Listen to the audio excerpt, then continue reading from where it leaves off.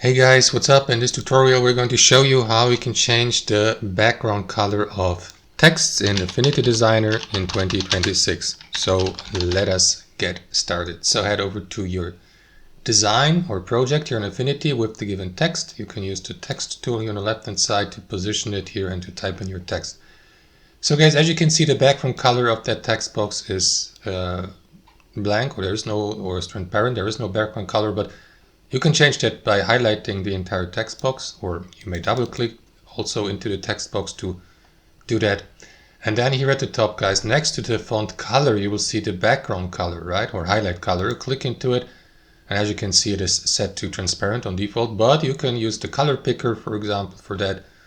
Or from that color tab here, use these sliders, for example, to find a background color, or you use this option here, right? So let me go with green, and here below you can change the opacity,